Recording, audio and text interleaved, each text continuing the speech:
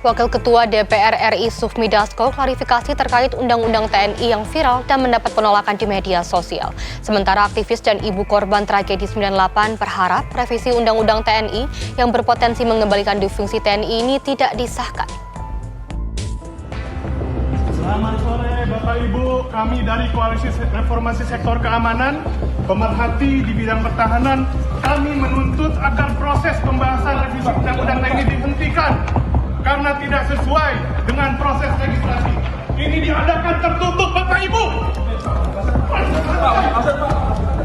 Aksi aktivis Koalisi Masyarakat Sipil untuk Sektor Keamanan yang menerobos masuk ke ruang rapat panitia kerja pembahasan RUU TNI menarik perhatian publik.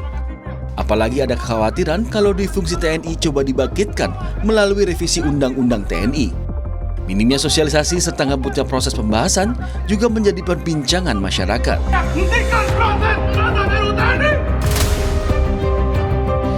Jujur tidak setuju ya Mas, karena ini udah pernah terjadi di eranya Pak Soeharto dan itu nggak berjalan dengan baik. Jadi kenapa pengalaman sejarah yang udah tahu itu nggak baik mau kita ulangin lagi gitu? Itu kan asumsi ya, bener apa enggaknya tergantung gitu. Kalau menurut saya sih, kalau ke arah difungsi ABRI itu masih jauh. Kalau dulu kan benar-benar tidak ada remnya nih. Kalau sekarang kan sebenarnya hanya menambah beberapa fungsi aja. Menurut saya itu masih mungkin, tapi ya tetap harus ada transparansi dari DPR dan pemerintah lah. Jadi kalau untuk balik sih saya nggak setuju. Cuma untuk pembangunan memang pada masa Orde Baru lebih bagus sih ya plus minus lah ya Mas. Cuma kalau ditanya balik atau enggak, setuju atau enggak sih. Gitu, lebih suka demokratis. Senin siang, Komisi untuk Orang Hilang dan Korban Tindak Kekerasan Kontras bersama sejumlah tokoh publik menggelar siaran pers berupa penolakan RUU TNI yang digodok panitia kerja atau Panja DPR. Hadir pula Sumarsi, ibu dari korban represi aparat pada tragedi 98. RUU TNI akan mengembalikan difungsi TNI, yaitu militer aktif menduduki jabatan-jabatan sipil. Perluasan penempatan TNI aktif itu tidak sesuai dengan prinsip profesionalisme TNI dan berisiko memunculkan masalah seperti eksklusi warga sipil dari jabatan sipil, menguatkan dominasi militer di ranah sipil, dan memicu terjadinya kebijakan maupun loyalitas ganda. Setelah ramai di media sosial terkait penolakan revisi Undang-Undang TNI yang dinilai terburu-buru, Wakil Ketua DPR RI Sufmi Dasko menggelar rapat di DPR RI Senin siang. Temui awak media, Dasko menjelaskan draft RUU TNI yang beredar di media sosial tidak sesuai dengan yang dibahas di Komisi 1 DPR. Ia tegaskan perubahan RUU TNI yang dibahas anggota Komisi 1 hanya 3 pasal, di mana perubahan pasal tersebut bertujuan untuk penguatan Undang-Undang TNI ke depan. Ada 3 pasal.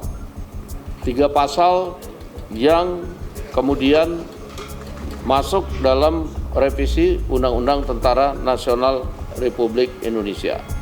Pasal 53 itu tentang usia pensiun yang mengacu pada undang-undang institusi lain.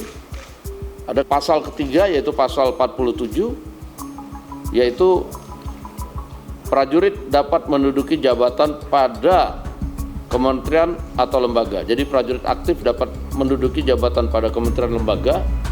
Pada saat ini sebelum direvisi ada 10, kemudian ada penambahan karena di masing-masing institusi di undang-undangnya dicantumkan, sehingga kita masukkan ke dalam revisi Undang-Undang TNI. Sementara usai aksi penggerebekan rapat Panja RUU TNI, kantor Komisi untuk Orang Hilang dan Korban Tindak Kekerasan Kontras didatangi 3 orang tak dikenal pada Minggu dini hari. Ada beberapa rentetan yang kami rasa adalah dugaan intimidasi gitu ya. Pertama dimulai dari jam 12:15 di hari Minggu dini hari, di mana ada 3 orang tidak dikenal yang berusaha untuk masuk gitu ya, mengetok pintu, berusaha masuk gitu ya. Dan ketika kita tanya dari mana, mereka mengaku dari media. Tapi lalu kemudian mereka setelah ditanya seperti itu, mereka langsung pergi gitu kan. Pada umumnya kami cukup dekat dengan lingkungan gitu ya.